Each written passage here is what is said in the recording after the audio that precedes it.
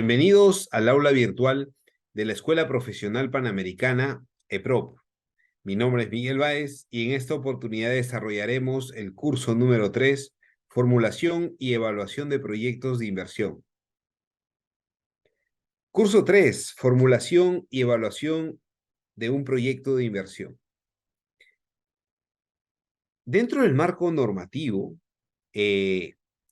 con los instrumentos con los cuales se trabajan más, van a ser dos, que es la Directiva General del Sistema Nacional de Programación Multianual y Gestión de Inversiones, aprobada por Resolución Directoral número 01/2019, y después sus modificatorias.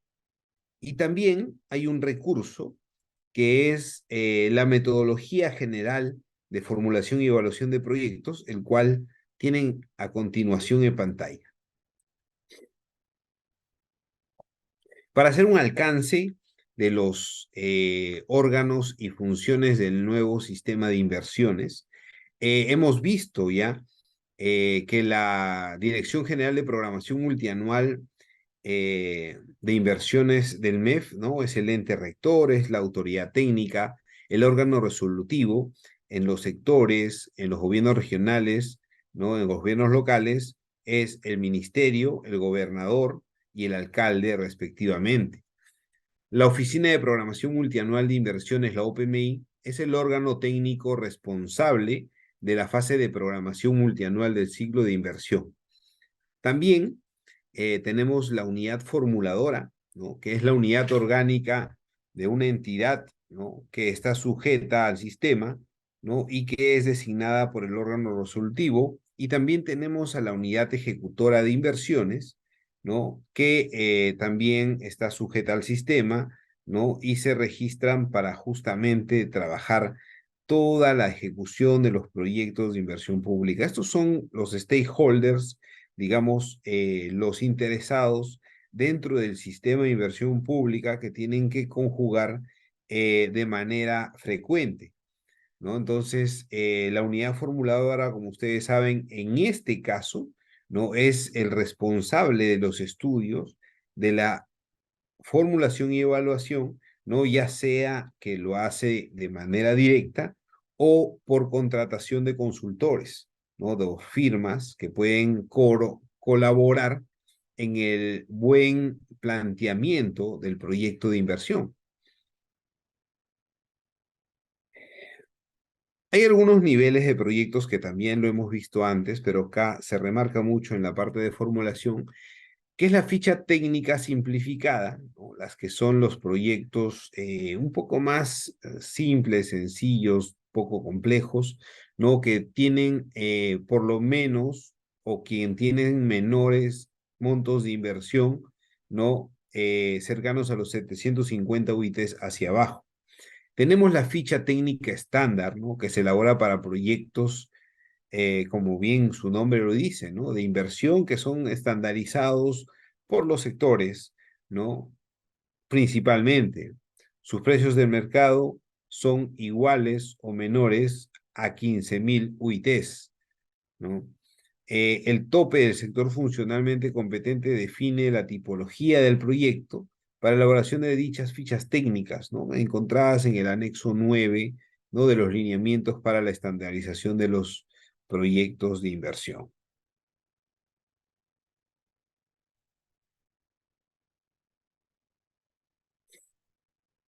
Tenemos también las fichas técnicas para proyectos de inversión de baja y mediana complejidad, ¿no? Ya estamos hablando de proyectos regularmente grandes, ¿no? Comprendidos en el inciso 1 y 2 de esta directiva, ¿no? Sus montos de inversión a precios de mercado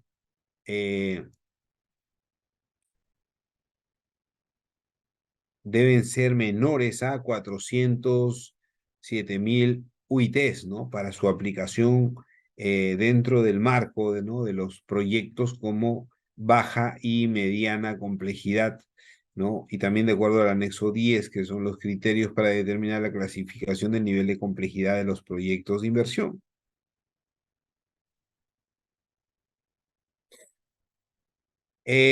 Los estudios de preinversión a nivel de perfil, ¿no? Ya estamos hablando de ligas mayores, estamos hablando de proyectos muy grandes, proyectos que superan los 4 o 7 mil UITs, ¿no? Y por lo tanto ya son proyectos de mayor envergadura, mayor complejidad, ¿no? Ahora, regresando un poco a la diapositiva anterior, a la lámina anterior, se habla del anexo de evaluar, ¿no? En el anexo 10 los criterios para determinar la clasificación y complejidad. Mucho va a depender del justamente del riesgo, ¿no? Con el que se elabore el proyecto, ¿no? O sea, esta complejidad puede verse desde un punto de vista, por ejemplo, de ubicación de los sitios para poder construir infraestructuras, ¿no? Pero también tiene que ver con cómo es que se están planteando los proyectos, ¿no? Y porque hay que desarrollar estudios, ¿no? Que no necesariamente lleguen a los montos superior a 407 mil UITs, ¿no? Pero sin embargo, ¿no? Tiene cierta dificultad para poder desarrollar, ¿ok? También es válido ver trabajar estos proyectos a nivel de preinversión. Perdón, a nivel de perfil.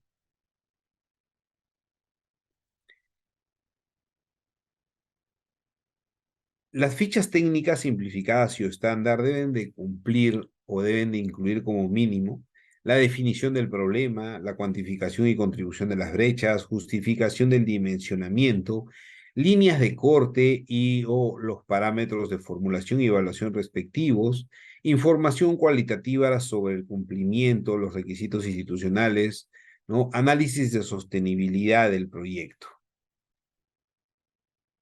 Ahora, las fichas técnicas sectoriales, ¿no? De acuerdo al numeral 11.4 del artículo 11 del reglamento del decreto legislativo 1252, aprobado con decreto supremo 027 de 2017, en el marco de las metodologías específicas, los órganos resolutivos de los sectores del gobierno nacional definirán progresivamente estas fichas técnicas aplicables a los proyectos de inversión, los cuales pueden ser proyectos estándar o simplificados, ¿no? Como yo les comentaba, muchos ministerios, muchos sectores, ¿no? Ya tienen identificadas las fichas estándar, tienen identificadas las metodologías, ¿no? Para poder trabajar. Las fichas técnicas simplificadas se utilizarán para la formulación y evaluación de los proyectos con montos de inversión a precios de mercado menores con 750 UITs, ¿no? Es decir, estas fichas técnicas, ¿no? Son proyectos de menor envergadura, ¿no? Que tienen mayor facilidad para poder formularse, ¿no? Y no tiene tanto riesgo su proceso de elaboración.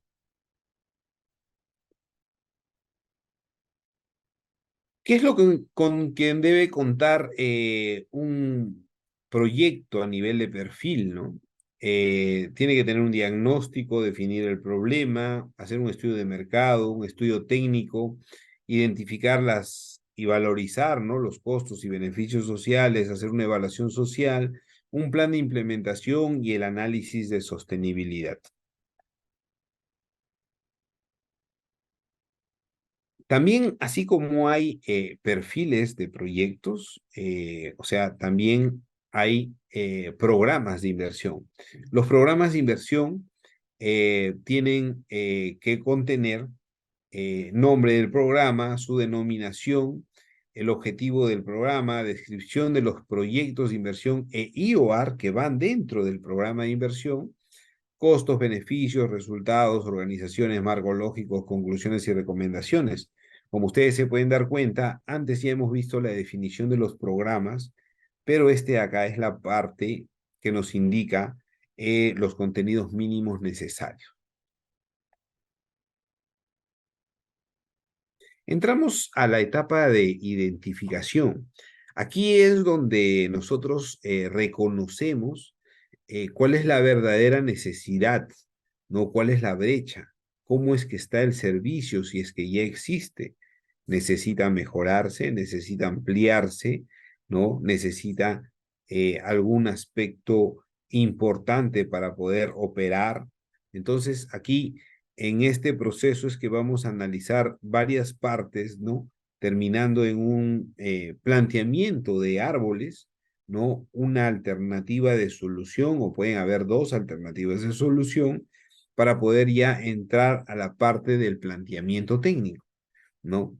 Entonces, ahorita lo que vamos a hacer es analizar, diagnosticar, definir áreas de influencia. Hay una parte en la cual, bueno, esta es una guía como todos, ¿no? Y por lo tanto, hay algunos aspectos en los cuales el formulador puede estar de acuerdo o no. Yo me refiero a que el círculo que ustedes ven de rojo dice estimación de la oferta actual del servicio de la UP. Si bien es cierto, hay mucha similitud cuando uno haga el diagnóstico de la infraestructura, pero recordemos que más adelante hay el módulo de formulación que contiene el análisis de oferta y demanda. Entonces, ustedes lo pueden poner aquí, en la parte de diagnóstico, lo que es oferta, pero también lo pueden poner en la parte de formulación, como ahora lo vamos a ver. Así es que no hay problema con eso. Vamos a los ejemplos. Un ejemplo podría ser un proyecto de limpieza pública con el cual tengo mucho acercamiento, mucha similitud por haber formulado varios de ellos. Y yo tengo que analizar la problemática, tengo que diagnosticar, tengo que saber qué sucede, tengo que definir algunos parámetros. Y por ello es que tengo que hacer inspecciones, visitas a campo, tomar fotos, reunirme con personas y justamente corroborar la información que haga mi proyecto atractivo, ¿no? Por lo tanto, yo voy a poder verificar en campo y tomar toda esta información para hacer el sustento correspondiente. Dentro del diagnóstico, yo recopilo información secundaria, ¿no? Realizo trabajo de campo, elaboro ya el diagnóstico, hago el análisis de peligro como parte de la metodología, como parte del procedimiento, ¿no? Yo tengo que diagnosticar cuál es la población afectada, ¿no? Hay características sociales, demográficas, económicas y culturales, ¿no? De la población afectada por el problema. La población afectada se debe diagnosticar de acuerdo a una estructura de análisis que comprende desde la población total del área en la cual está ocurriendo la situación negativa hasta la determinación de la población objetivo, ¿no? Yo tengo que realizar y analizar todo el contexto, todo el entorno, ¿no? Para poder darle una buena solución a mi proyecto de inversión pública. Para eso tengo que analizar a la unidad productora, tengo que analizar el territorio, tengo que analizar también otros agentes involucrados, ¿no? Porque definitivamente no todos a veces están involucrados. Sin embargo, yo tengo que saber cuáles son los stakeholders que van a apoyar el proyecto. No van a apoyar, van a participar, van a hacerse parte de algunas responsabilidades para poder hacer de que el poblador, ¿no? Se beneficie de este proyecto. Hay un análisis de territorio que se realiza, ¿no? Es para definir puntualmente el área de influencia y el área de estudio, ¿no? El área de influencia es el espacio geográfico donde se ubica la población que está afectada, es decir, los directamente involucrados y beneficiarios. El área de estudio comprende tanto el área de influencia, ¿no? Como el área donde se ubica la unidad productora. De repente la unidad productora no se encuentra en el consolidado urbano, se encuentra más alejado, ¿no?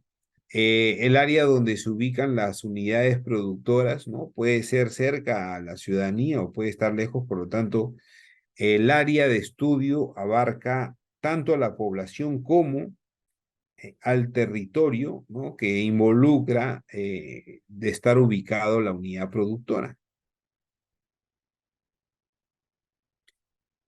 Cuando yo hago la recopilación de la información y tengo que decidir qué información es secundaria, qué información es primaria, definitivamente aquí yo tengo un pequeño diagrama, ¿no? Donde se ve la variable X, si tiene información suficiente disponible, está en la página web, en los documentos de la institución, ¿no? Está bastante clasificada y bastante ordenada, por lo tanto puede ser suficiente.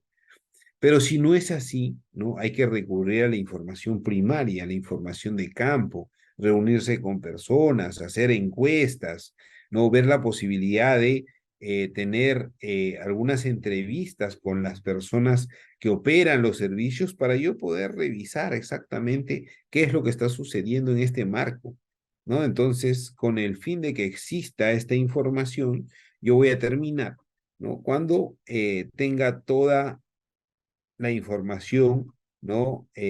A profundidad, ¿no? En este camino, como les decía, se pueden hacer encuestas, entrevistas, foros, lo necesario para poder levantar la información necesaria.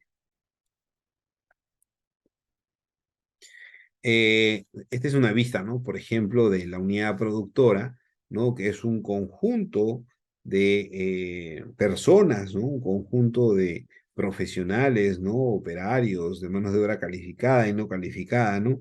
Que prestan los servicios. Puede ser la infraestructura, puede ser la misma organización, puede ser todo el equipamiento, ¿no? Pero tenemos que revisar y diagnosticar a la unidad productora, que es la que finalmente va a continuar prestando el servicio. El diagnóstico de la unidad productora, como les decía, se basa en revisar la infraestructura, ¿no? Todo el tema del equipamiento, instalaciones sanitarias, eléctricas, sistemas contra incendio, entre otros. También hay que revisar la parte del terreno, la extensión de tierra delimitada, ¿no? Hay que ver si tiene personería jurídica o natural, ¿no? Y hay que ver cuáles son también las expansiones que va a tener cierto terreno, ¿no? Porque el proyecto normalmente crece. El equipo mobiliario, vehículos, bienes muebles, ¿no? Todo ello también tiene que ser revisado, ¿no? Para poder ver cómo se complementa, ¿no? O qué acciones tomar para poder justamente lograr satisfacer esta necesidad. Hay un diagnóstico que se hace a la unidad productora, ¿no? Y se basa en revisar los intangibles como la capacidad del personal. Hay que ver qué tan fortalecidos están, ¿no? Qué habilidades tienen, ¿no? Cuánto en los últimos años ha aumentado su capacitación. Tenemos la capacidad organizacional en relación a ver cuántos instrumentos manejan para hacer la prestación del servicio de manera organizada, de manera adecuada, viendo prioridades, ¿no? O sea, cuál es la capacidad organizacional para poder atender el problema. Y definitivamente algo que cada vez se pone más de moda y que es importante que los proyectos involucren es el recurso digital. No, el recurso digital puede estar dado por varios aspectos, sistemas, no, algunos software, algunos activos informáticos, bases de datos, entre otros, ¿no? Y este eh, insumo, ¿no? Para el diagnóstico es muy importante, ¿no? Ya que va a definir seguramente cuánto es lo que puedo automatizar, ¿no? O hacer una transformación digital dentro de la infraestructura o de la unidad productora. Hay que analizar los riesgos, señores, también es muy importante. O sea, un proyecto no se puede ubicar en cualquier zona. Tenemos que revisar los peligros de origen natural que existen, ¿no? Los peligros de origen socio-natural y los peligros de origen antrópico, ¿no? O sea, son los que normalmente se dan con intervención del hombre, ¿no? Ya sabemos nosotros en el origen sociocultural nuestro, es que los huaicos, ¿no? Son un problema que todavía nos sigue abordando, que todavía nos sigue persiguiendo, ¿no? Y por lo tanto va a depender mucho de nuestras autoridades que cambie eso, ¿no? Entonces, un peligro es un evento de origen natural, socionatural o antrópico, como la probabilidad de ocurrir que por su magnitud y o características pueda causar daños o pérdidas, ¿no? La ocurrencia, perdón, puede ser muy alta, alto, medio, bajo, el análisis de peligro tenemos que magnificar justamente cada uno de estos aspectos, ¿no? Tenemos que cuantificar, ¿no? Perdón, para poder ver y medir cuál es el grado en el cual se tiene que intervenir en referencia a que si algún componente del proyecto tiene la probabilidad de que exista ahí un, un- una acción, ¿no? Un daño, ¿no? Y para eso hay que identificar todos esos peligros.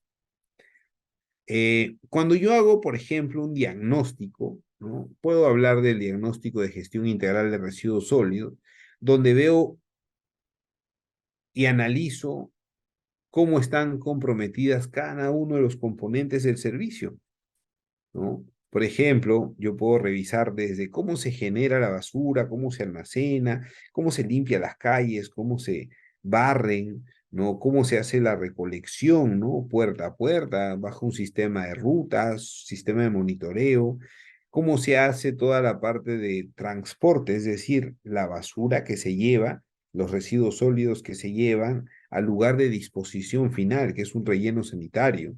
Y después veo todos estos temas de tratamiento, reaprovechamiento, comercialización, ¿no? Considerar también aspectos de economía circular.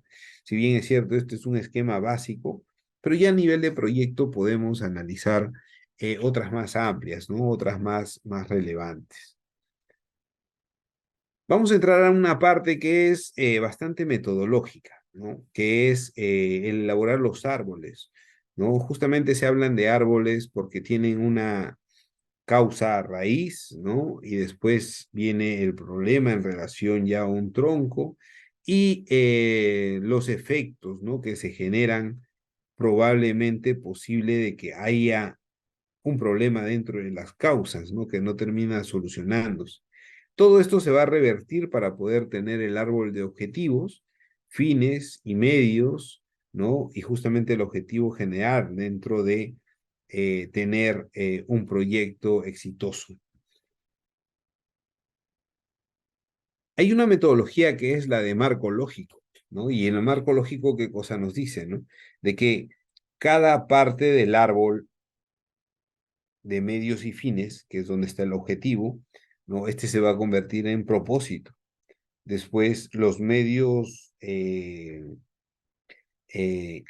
las causas directas, ¿no? Que son los medios, van a convertirse en componentes. Después, los medios fundamentales en actividades, para después llegar yo al fin del proyecto, ¿no? Todo esto es una correlación, ¿no? Entre marco lógico y árbol, pero todos los detalles los vamos a analizar de a poco. En la identificación del problema central, yo tengo que hacer mi taller, tengo que hacer un foro, tengo que hacer una reunión para poder justamente recabar la información que se tiene dentro del territorio, ¿no? A través de los participantes, personas beneficiarias que van a estar en el área que se va a satisfacer de este proyecto, ¿no? Y ellos me van a contar junto con quienes, con las autoridades, ¿no? Las autoridades también tienen que estar presentes, también tienen que estar algunas entidades del Estado que vigilan, que controlan, que supervisan, ¿no? También tienen que estar todas las entidades dentro del aparato administrativo, técnico, para que nos vayan diciendo cuál es el problema real y nosotros poder atacarlo con un proyecto de inversión. Hay que definir el problema, determinar las causas, establecer el efecto, determinar los objetivos, ¿no? Y proponer alternativas de solución, junto con todos los participantes. La definición de un problema central, ¿no? Es una situación negativa, una inconveniencia, una insatisfacción. El problema no es la falta de algo, ¿no? Porque normalmente a veces se plantea de esa forma, pero la idea metodológica es buscar la situación adversa, ¿no? Si conocemos la situación adversa, va a ser fácil plantear el problema central. La definición del problema central, ¿no? La pregunta clave para resolver este tema bastante amplio, bastante filosófico es, ¿cuál es la situación negativa, inconveniente, insatisfacción que afecta a la población ubicada en la zona determinada? ¿no? Entonces tenemos que el problema que será identificado debe justificar, ¿no? Su solución, ¿no? Ser lo suficientemente amplio, ¿no? Y ser lo suficientemente específico para poder abordarlo, ¿no? Por ejemplo, el problema central en un proyecto de residuos es si ya existe el deficiente servicio. Si hay un problema de cobertura, estaríamos hablando de un tema de ampliación y quizás mejoramiento, ¿no? Pero entonces ya comienzo a plantear mi árbol, ¿no? Y en mi árbol, o sea, voy estableciendo, ¿no? También cuáles van a ser las causas indirectas. Es decir, el problema central es el consolidado de la discusión, de la aclaración, ¿no? De todos las causas indirectas que existen, ¿no? Entonces, por ejemplo, si yo te digo que hay un deficiente servicio de limpieza pública, es porque hay un deficiente servicio de recolección y transporte, ¿no? ¿Y por qué se da eso? Porque quizás hayan menos camiones compactador. Es un tema de cantidad que no puede resolverse, ¿no? Y así están muchas municipalidades. Este es el árbol de causas, ¿no? En pocas palabras, tengo el problema central, tengo los, las causas directas, perdón, que van a responder a por qué es deficiente el servicio de limpieza pública. No es porque hay deficiente almacenamiento, insuficiente recolección, inapropiado aprovechamiento, inadecuada disposición, deficiente gestión técnica, no hay prácticas de la población y por lo tanto sus causas indirectas que explican en su totalidad el problema son los insuficientes recipientes, deficiente servicio de barrido, deficiente servicio de recolección, inexistente infraestructura, tanto para el aprovechamiento como para la disposición final. No existen los rellenos sanitarios, hay una escasa capacitación, ¿no? Y también la población no se involucra, no participan de los talleres. Haciendo el análisis de los efectos, ¿no? Ya cuando tengo el problema central, llamo al equipo, ¿no? Y con el equipo construimos cuál va a ser nuestra actuación frente a que existen varias causas, ¿no? Que tienen, que se cumplen para, o perdón, que se establecen para alcanzar un problema central y ese problema central, ¿no? Ver cómo desde otros órganos se puede trabajar de manera colaborativa, ¿no?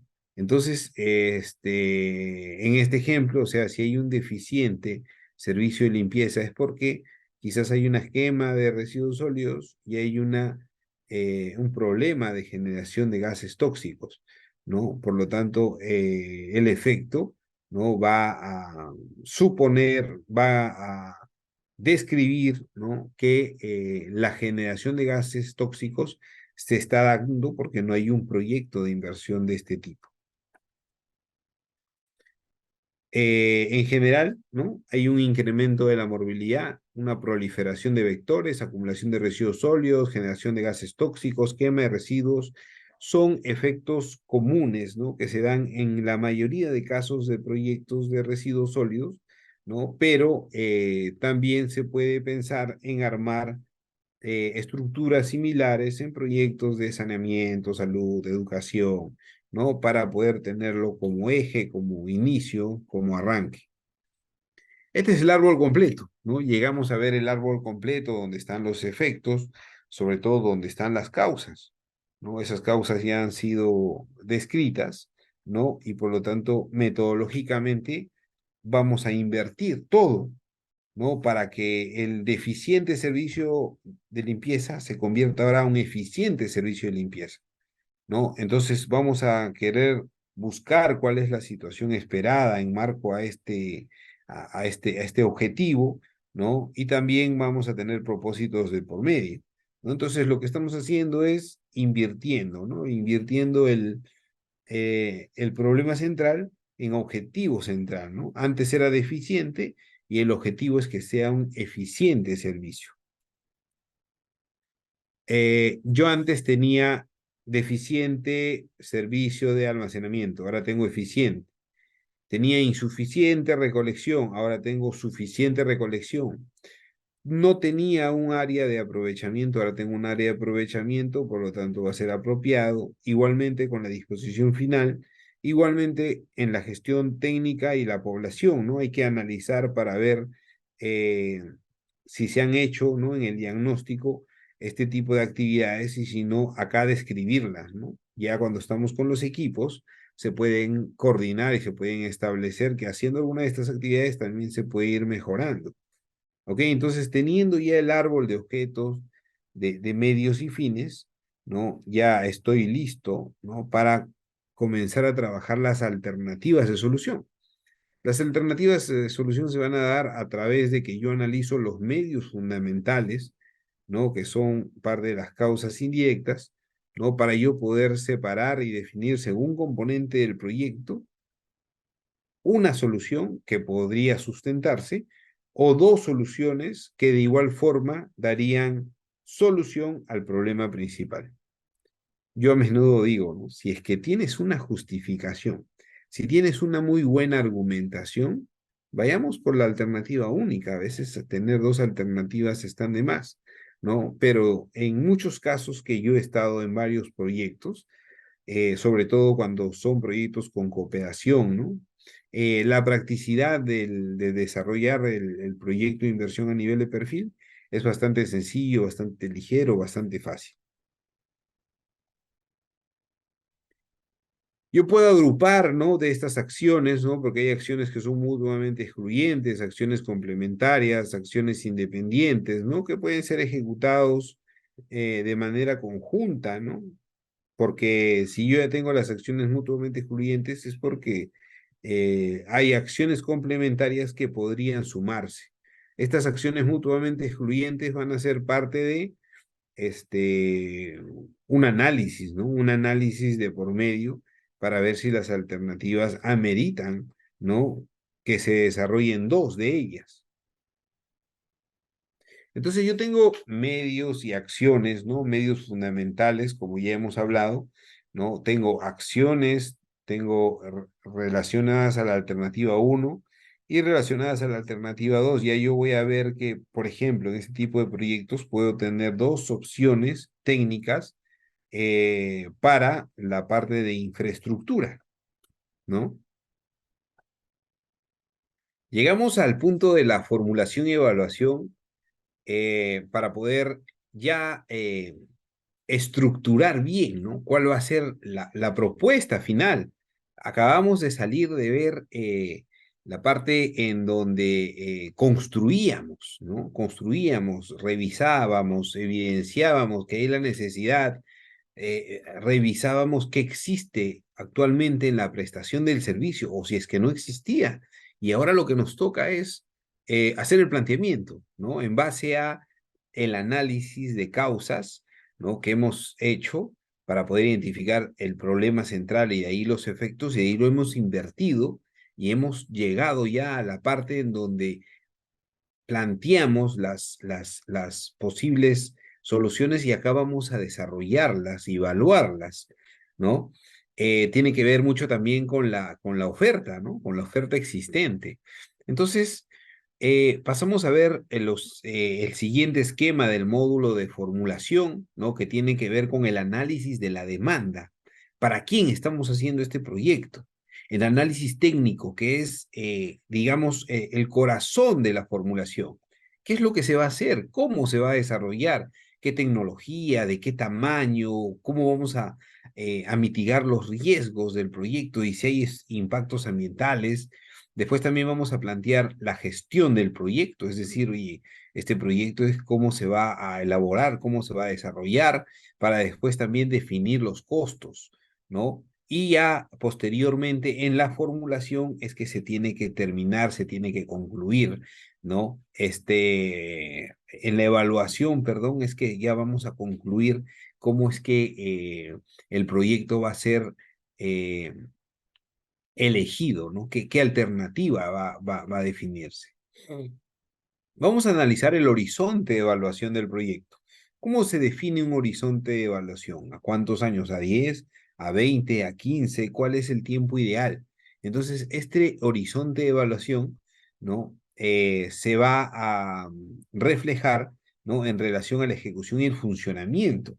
En la fase de ejecución se deberá considerar el tiempo previsto para la elaboración de los expedientes técnicos y documentos equivalentes y la misma ejecución de las obras físicas hasta poder tener ya las licencias, ¿no? De funcionamiento y permisos. Y también se va a ver el funcionamiento, se va a analizar en relación, ¿no? A los equipos, ¿no? La parte técnica, ver cuánto tiempo dura el equipo de mayor duración, valga la redundancia, ¿no? Entonces, aquí vamos a tomar en cuenta que hay una fase de ejecución, que es la parte de expediente técnico, y la parte de ejecución física, ¿no? Que es el tiempo en el cual tú tangibilizas el proyecto y lo conviertes ya en un edificio, ¿no? Implementado y que tenga todas las condiciones para poder operar y prestar el servicio. Tenemos todo el tiempo de operación y mantenimiento, que como les decía, puede ser 8, 10, 15, 20, dependiendo de algunas consideraciones. El periodo que toma la fase de ejecución del proyecto, ¿no? Va a estar en relación a la vida útil de los activos principales. ¿A qué me refiero eso? Cuando de repente tenemos equipamiento complejo, ¿no? Equipamiento de gran complejidad y miramos el tiempo de obsolescencia tecnológica, ¿no? También podemos ver en el caso de proyectos que tienen una culminación en el proceso operativo, ¿no? Como son los rellenos sanitarios. Un relleno sanitario tarde o temprano se va a llenar y por lo tanto hay que definir una vida útil, la mejor, perdón, la que sea necesaria para poder lograr que se opere y funcione sin ningún problema.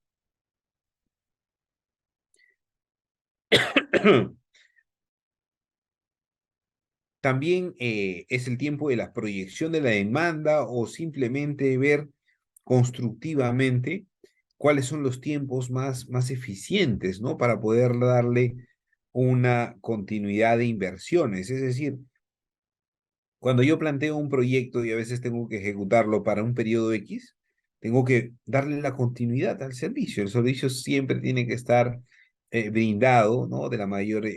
Con la mayor eficiencia y eficacia posible.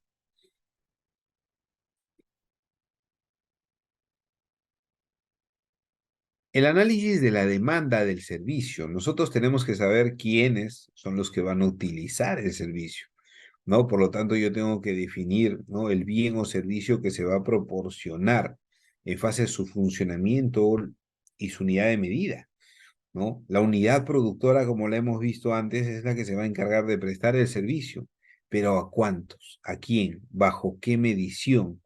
¿No? La población demandante potencial, es decir, hay una población demandante potencial, va a haber una población que demanda efectiva, ¿no? Que necesite de servicio. Hay ratios de concentración, de intensidad en relación al uso. Bueno, en algunos casos hay la disponibilidad de pagar, ¿no? Para que los proyectos también sean sostenibles en el tiempo. Una tarifa, una tasa, un peaje. El análisis de la demanda del servicio se da sin proyecto y con proyecto, ¿no? Definitivamente la definición del bien o servicio, sus unidades de medida, la estimación y la proyección, ¿no? Sin proyecto nos van a dar una idea de qué pasaría si es que el proyecto no se llegue a ejecutar. Pero la que nosotros vamos a utilizar para poder obtener, ¿no? Los servicios correspondientes, ¿no? Es la demanda en la situación con proyecto, ¿no? Y acá vamos a recopilar las evidencias y proyectarla. Para eso nosotros podemos proyectar en relación al periodo del horizonte de evaluación que se ha definido, ¿no? Se va a poder proyectar a cuántos años es que se tiene considerada la demanda, porque la población definitivamente va a crecer, ¿no? Y para eso hay que calcular unas tasas y según esas tasas se tiene una población proyectada. Hay que hacer un análisis de la oferta, como yo les dije, no lo puse en la parte del diagnóstico, pero sí lo puse en esta parte de la formulación porque considero que es el momento, ¿no?, de jalar información que se recopiló en el diagnóstico, en la identificación, para poder tener algunos indicadores de volúmenes de producción, e información estadística, ¿no? Cómo se identifican los principales ofertantes del servicio, ¿no? Identificar la capacidad utilizada, es decir, la oferta, lo que se viene brindando actualmente.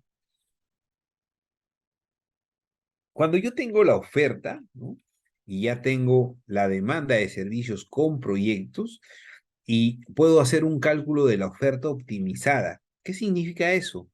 Que puedo agregar algunos aspectos a la oferta actual para poder potenciarla, y hasta de repente no necesito proyecto de inversión, ¿no? En ese sentido es que hago esa oferta optimizada y la diferencio y obtengo la brecha del proyecto. Ojo que no es una brecha, ¿no? Eh, de la programación multianual de inversiones, ¿ah? Esta es una brecha del proyecto, del servicio específico, ¿no? A veces se confunden en esos términos. Ok, entonces yo voy a trabajar para este proyecto en relación a querer cubrir esa brecha, ¿no? Cuando ya tengo la cantidad, ¿no?, de que voy a cubrir, ¿no?, en función al análisis de oferta-demanda, llego a esta parte, que es la descripción técnica de los proyectos, de las alternativas, cómo voy a dar solución en relación al tamaño, a la localización, a la tecnología, al impacto, al riesgo que tengo que mitigar, ¿no? Cuando existe, pues, ¿no? Bueno, vivimos en un país que tiene bastante, digamos, bastante dinámica ecosistémica, ¿no? Y por lo tanto, hay que prever, ¿no?, dichos riesgos. El tamaño, ¿no? Como decíamos, la brecha oferta y demanda es clave, ¿no? Nosotros tenemos que saber cuál es el tamaño que voy a atender para poder producir el servicio, el periodo del horizonte, ¿no?, en el cual se va a estimar la brecha. Eso es muy importante para definir el tamaño. ¿Es un proyecto a 5, a 10, a 15, a 20 años? ¿No? En función a eso es que voy a calcular el tamaño de producción. El periodo óptimo de diseño se da cuando algunos sectores se aplica este concepto para establecer el tamaño de cada activo de un sistema. Por ejemplo, el agua potable y el alcantarillado se aplica este criterio para dimensionar las capacidades de los activos de inversión inicial, como el tamaño de captación, las líneas de conducción, impulsión, plantas de tratamiento, reservorios. En este caso se considera la brecha del último año. Es decir, tú tienes que dimensionar si tienes tu proyección de demanda al año 10, porque hasta ahí es donde tu proyecto te tiene que durar y tiene que prestar el servicio con la calidad que se ha diseñado, ¿no? Las economías de escala funcionan para proyectos que necesiten un crecimiento importante de la población, ¿no? Por ejemplo, cuando yo hago un proyecto de relleno sanitario, ¿no? O sea, sé que la población va a crecer y por lo tanto hago un primer modelo, diseño que sea para 5 años y después ya por escala, ¿no?, lo hago crecer, ¿no?, para que pueda alcanzar y tenga una durabilidad por mucho tiempo. Posibilidades de implementar modularmente. De hecho que sí, hay muchos proyectos que se hacen modulares y y van creciendo, ¿no? Como su mismo nombre lo dice. Ya hay un modelo, hay un prototipo, hay una forma de atender, hay una forma de satisfacer el servicio, por lo tanto, se puede hacer un crecimiento modular. El tamaño también tiene algunas restricciones, ¿no? O sea, si la localización, o sea, si es que no hay mucho terreno, ¿no? Hay restricciones de tecnología, ¿no? Por ciertos procesos productivos, servicios, proveedores, ¿no? Disponibilidad de recursos, ¿no? Dependiendo, hay un tema de agua, biodiversidad, suelos, bosques que se necesiten en el proyecto y por lo tanto estén poco disponibles, ¿no? Entonces, con la información recopilada se debe de analizar las opciones del tamaño del proyecto que cumplan los niveles de servicio, estándares de calidad, normas técnicas, ¿no? Para poder tener un proyecto en eficientes condiciones, ¿no? La localización es un tema muy complejo, ¿no? A veces hay proyectos que están en el apartado urbano y por lo tanto no hay mucha necesidad de tener problemas con la localización. Estoy hablando de hospitales, comisarías, ¿no? Algunos centros de recreación, ¿no? En cambio, cuando son proyectos longitudinales como carreteras, ¿no? Otros que son puentes, otros que son el mismo relleno sanitario, es muy complicado localizarlo, las plantas de tratamiento de aguas residuales, las represas, o sea, son proyectos de gran envergadura que a veces, sí, pues son muchos factores condicionales a la ubicación, por ejemplo, las vías de acceso, ¿no? El tipo de unidad productora, facilidades de la provisión de los insumos, exposición de peligros, generación de impactos ambientales negativos, condiciones topográficas y de calidad de suelo, ¿no? A veces la topografía, que es el relieve, ¿no? Las pendientes, o sea, eso es muy importante para poder localizar un proyecto. La disponibilidad de infraestructura y servicios domiciliarios como agua, tiene que tener luz, alcantarillado, entre otros. Los planes en relación al ordenamiento urbano tienen que coincidir, tienen que conciliar. A veces también los precios del terreno juegan en contra. Entonces, con el resultado del análisis de todos estos factores, ¿no? Se pretende tener un proyecto con una localización que permita que el proyecto funcione de manera apropiada. Como les decía, ¿no? Yo conozco muy bien los proyectos de residuos sólidos. Ubicar un terreno para poder disponer la basura de todo un distrito, de toda una provincia, es bien complicado, ¿no? No todas, no todas las personas lo toman con buenos ojos. Después de una explicación, ya se puede ir avanzando sobre el asunto. Pero toma su tiempo ubicar terrenos. La tecnología, ¿no? La tecnología es cada vez más importante, saber cuáles son los intangibles que tiene el proyecto, cuáles los procesos de innovación, cómo van a ser los instrumentos, los métodos, las técnicas con las cuales se van a prestar el servicio. Hay factores condicionantes como, por ejemplo, proveedores, ¿no? Hay muchos proveedores a veces que dan servicios de tecnología para proyectos, ¿no? Factores condicionantes como las especificaciones técnicas. Necesito especialistas para armar términos de referencia, ¿no? Obsolescencia tecnológica en relación a la compra de equipos, seguridad, condiciones climáticas, físicas, a veces no todo es adecuable a la zona, ¿no? Donde se va a hacer el proyecto por causas de clima, suelos, topografía, etcétera, ¿no? Disponibilidad de recursos, ¿no? Por ejemplo, si es que yo necesito que haya un complemento, ¿no? En la zona y no exista, es un problema, ¿no? Así como las mismas condiciones ambientales, ¿no?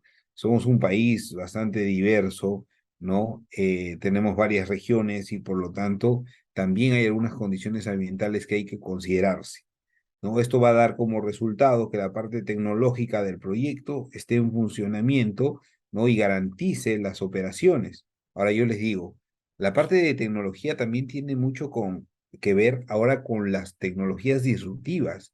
Se están utilizando ya inteligencia artificial, ciencia de datos, ¿no? La misma blockchain, o también el Internet de las cosas, la automatización, y por lo tanto todos esos aspectos ahora, señores, es posible poder poner en los proyectos. Claro que sí, vivimos en tiempos modernos, ¿por qué no incluirlos? ¿No? Ya que es parte del presente más que del futuro. Entonces toca indagar, investigar y ser propositivos. ¿Para qué? Para que también las próximas generaciones se beneficien del proyecto, ¿no? Ya que vienen generaciones bastante tecnológicas. El impacto ambiental se analiza desde la perspectiva en donde cada proyecto que se genera, que se construye, ¿no? Y más aún cuando está fuera de la ciudad, probablemente pueda hacer daño a algunos ecosistemas, ¿no? Y por lo tanto todo eso se tiene que remediar, se tiene que controlar y se tienen que plantear medidas para poder hacerlo. La parte de riesgos y desastres, ¿no? Nosotros tenemos todo el tema del contexto de cambio climático, ¿no? Entonces, la gestión de riesgos en contextos de cambio climático obedece a que para los proyectos que se quieran localizar, ¿no? Tener la tecnología, los tamaños, hay que evidenciar que sea un espacio apropiado, ¿no? No nos puede seguir sucediendo lo que pasa cuando viene un niño costero, ¿no? Y destruye muchos hospitales, colegios, defensas ribereñas, ¿no? Destruye mucho y por lo tanto ya es importante que la ubicación de los proyectos contemplen, ¿no? Este tema de los riesgos de desastres, ¿no? Y sobre todo, si es que no hay forma de ubicar el proyecto en otro lugar, tiene que tener las medidas para poder contener un probable impacto ambiental. Entonces, sí necesitamos, señores, de estos, de este análisis, ¿no? Seguramente el proyecto sale un poco más costoso. Lo que no puede suceder es que por un proyecto, ¿no? Yo no puedo reorientar un río y me cuesta más caro la reorientación que el mismo proyecto. O sea, eso no debe suceder, no puede pasar, ¿no? Lo que sí tengo que hacer es, si es que hay un proyecto que de repente por condiciones climatológicas muy adversas, ¿no? Esté corriendo cierto peligro, ahí sí, pues, ¿no? Hay que poner algunos diques de contención, algunas defensas que puedan garantizar de que cuando ocurre el evento, haga el menor o casi nulo daño posible. ¿Ok? Entonces, dentro del planteamiento, por ejemplo, en proyectos de residuos, como les digo, o sea, yo planteo papeleras, digamos, eh, estos son contenedores, ¿no? Con ruedas para poder recoger los residuos que hagan los barredores, que se llaman normalmente capachos, ¿no? Tengo los camiones, ¿no? Compactadores, tengo el personal, tengo la infraestructura, ¿no? Que representa casi cerca del 60 al 70% del monto de inversión total. Porque aquí no solamente es infraestructura, sino también maquinaria, ¿no? Cuando tú tienes un proyecto que va a operar, involucra algunas acciones de gran escala, ¿no? Porque esto es gran escala, o sea, va a crecer al ritmo de que crezca la población, ¿no? Y por lo tanto tengo que prever áreas contiguas, ¿no? Y poder desarrollar toda la tecnología suficiente como para poder brindar el servicio de calidad. ¿No? Esto es un proyecto de vista de planta, de un proyecto de relleno sanitario, ¿no? Entonces, pero este es un bosquejo, ¿no? Cuando trabajas a nivel de proyecto, tienes que garantizar que haya cierto detalle técnico, ¿no? Que garantice ya pasar a un expediente técnico, ¿no? Y así ir mejorando hasta su proceso constructivo. Un cronograma de implementación, como todos los proyectos tienen, ¿no? De hecho, que este cronograma se va a trabajar ya a mayor profundidad cuando se tenga el expediente técnico, ¿no? Ahí hay cronogramas mucho más detallados de los procesos de implementación de los proyectos. Los costos, señores, los costos de proyectos a precios de mercado, ¿no? Obedece a que hay que hacer un análisis, hay que hacer unas cotizaciones, hay que hacer un análisis de mercado para ver qué es lo que se va a construir, qué es lo que se va a comprar, adquirir, implementar. Pero para eso antes yo tengo que ver los costos incrementales y para eso tengo que analizar cuál es el gasto actual, con cuánto se costea hoy que opere el servicio. ¿Con cuánto? ¿No? ¿Cuánto se necesita de dinero para que igual opere? Entonces, esos costos los tengo que analizar en relación a que hay personal, hay materiales, servicios, mantenimientos, ¿no? De todos los proyectos y todo eso me va sumando anualmente un monto. Yo tengo que proyectarlo en el tiempo, ¿no? Porque, o sea, yo sé más o menos cuánto hay de personal, cuánto se necesita de materiales, de servicios, y eso lo proyecto durante el horizonte de evaluación, que pueden de ser 10 años, ¿no? Entonces yo voy a sacar los costos incrementales. ¿Qué va a suceder?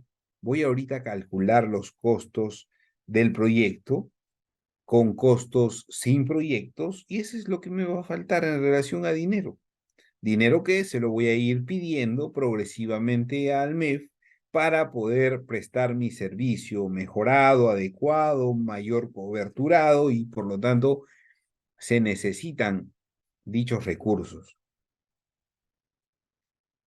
Los costos de los proyectos contemplan la elaboración del expediente técnico, ¿no? Los documentos equivalentes, la elaboración de estudios complementarios, análisis de riesgo, ejecución de obra, ¿no? Los costos para la continuidad del servicio, adquisición de terrenos, contratación de servicios, supervisión, liquidaciones, gestión del proyecto. Ahora, aquí solamente un tip, ¿no? Ya el tema de la adquisición de terrenos se está haciendo por medio de IOARS, ¿no? Entonces ahí pongan el foco al siguiente curso que posiblemente sean IOARS, ¿no? Entonces acá tienes una estructura de proyecto relacionado al, como les decía, al tema que yo manejo, que yo domino, pero además de el mismo costo, ¿no? Que involucra el proyecto, para las obras hay un tema de gastos generales y utilidades, ¿no? Que se van a generar producto de la implementación del proyecto, de la misma ejecución, y también tienes el gasto de supervisión que va paralelo, ¿no? Al proceso de ejecución, y también el expediente técnico EIA, ¿no? El estudio de impacto ambiental, que definitivamente ya a un nivel de ejecución, ¿no? Tienes que tenerlo bastante completo y sobre todo aprobado por las entidades correspondientes. Los cálculos de costos de operación y mantenimiento. Tú tienes que entrar a cada uno de los detalles, a ver cuánto personal necesitas, cuántos equipos, cuántos insumos, servicios, combustibles, ¿no? En este caso es cierre de proyecto, es decir, al quinto año yo ya tengo que garantizar ir cubriendo mi relleno sanitario, ¿no? Para clausurarlo. Ahora, en el mantenimiento tengo mantenimientos operativos, ¿no? Correctivos, preventivos, ¿no? Y por lo tanto tengo que garantizar también que el servicio se mantenga, ¿no? Y para eso también tengo que considerar los costos de reinversión o reposición, ¿no? Hay equipos que se van deteriorando al tercer año, y por lo tanto, si es al tercer año, tengo que considerarlo también en el 6, en el 9, si el horizonte de evaluación es 10 años. O sea, tengo que llegar a considerar todos los costos de reposición, ¿no? O reinversiones que se van a hacer según corresponda, ¿no? Finalmente voy a hacer un resumen y voy a tener mi costo de inversión, reinversiones, operación y mantenimiento. Para el caso de la alternativa 2 se da de manera similar, o sea, los que decían que no se desarrolla, pues sí, o sea, así como has desarrollado la alternativa 1, tienes que también desarrollar la alternativa 2 y seguramente va a haber un eje diferenciador el cual se extienda en explicación, pero lo que no debe faltar son los costos por cada uno de los proyectos que vas a plantear, de cada una de las alternativas de solución que vas a plantear. Ok, acá hay un ejemplo del número de trabajadores, ¿no? Del área de limpieza para poder ver, digamos, el detalle, ¿no? Cuando tú entras a detalles de capataces, almaceneros, ayudantes, barredores, o sea, tienes información, ¿no? Por lo tanto, es importante hacer tu reconocimiento del mismo. Ahora, no nos olvidemos, hay un costo de control concurrente para los proyectos que son superiores, si no me equivoco, actualmente está arriba de los 5 millones. Para proyectos que son arriba de los 5 millones en ejecución, no se separa un 2% del costo de inversión total para que la Contraloría General de la República haga el acompañamiento al proyecto durante ese tiempo, ¿no? Y pueda poder dar sus recomendaciones al fin de evitar, ¿no? Algunos errores u omisiones. Señores, pasamos a la fase de proceso de evaluación, ¿no? La evaluación en sí, hay una metodología también de por medio, dependiendo los tipos de proyectos, es que se van a realizar, ¿no? Si es una evaluación costo-eficiencia, costo-efectividad, costo-eficacia, ¿no? Y hay que ver algunos aspectos de sostenibilidad, ¿no? Y también prever, ¿no? Prever todo el tema de financiamiento para poder hacer el seguimiento correspondiente a través del marco lógico, ¿ok? Entonces, yo tengo la evaluación social que pueden darse en relación a los beneficios que genera el proyecto, y para eso nosotros tenemos que considerar los costos sociales. ¿Qué significan los costos sociales, no? Ahora te explico. Los costos sociales se van a dar eh, haciendo un ajuste, ¿no? En relación a un factor de corrección. Ustedes saben que los precios, ¿no? Están alterados por medio de tasas, por medio de impuestos. Bueno, para la evaluación de proyectos lo que necesitamos son justamente los precios o los costos sin tasas, ¿no? Es decir, quitarles el IGB, sobre todo a los principales proyectos, cuando vienen equipos, maquinarias, ¿no? O sea, temas de importación, también hay que quitarle dichos impuestos, ¿no? Cuando se le paga al personal de mano de obra calificada, no calificada, también hay que quitarle esos impuestos. Y cuando yo tenga esos valores, es que yo hago un match, ¿no? Hago una comparación y por lo tanto voy a obtener el precio social, ¿no? Entonces, para eso tengo los factores de corrección, ¿no? Que están establecidos en el MEF ya para algunos proyectos ya con tipología, ¿no? Entonces, por ejemplo, para la construcción de reservorios y según los ítems yo tengo ya qué porcentaje descontar. Igual para la construcción de líneas de conducción, adquisición de sistemas electromecánicos. Igual los tengo para diferentes tipologías de los proyectos de inversión de residuos, ¿no? Y también de las áreas de recuperación o áreas degradadas, de recuperación de áreas degradadas, perdón. ¿No? Entonces son factores ya establecidos que te da el mes para que tú le apliques nada más. No hay que hacerse una gran complicación. Yo tengo que calcular qué cosa con estos costos, ¿no? A precios sociales, ¿no? Versus los ingresos, ¿no? Tengo que traer los valores actuales, es decir, tengo que traer al presente todo el tiempo que se va a considerar durante la etapa de funcionamiento, traerlos al presente, ¿no? Y eso no es más que un par de fórmulas, ¿no? En cuanto al BAN, al TIR, ¿no? Y ver cuáles son los valores que se van a calcular.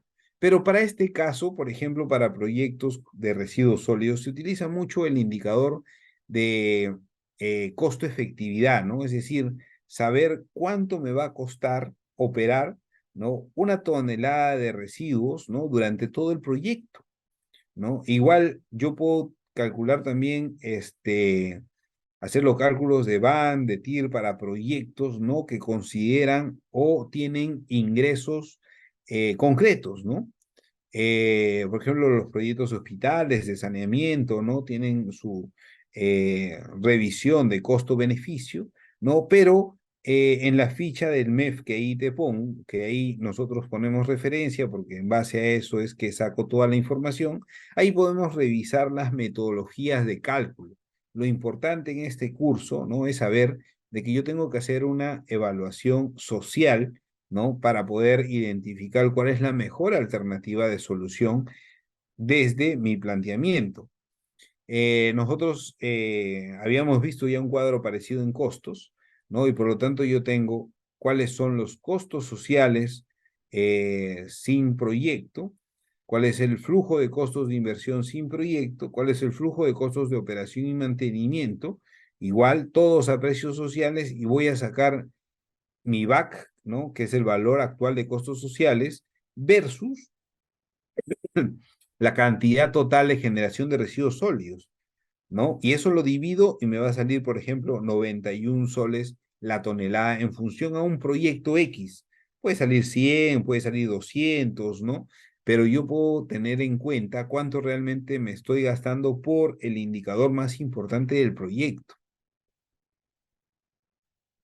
Ahora, dentro de esa evaluación, yo tengo que seleccionar la alternativa, tengo que hacer también un análisis de sensibilidad. ¿En relación a qué?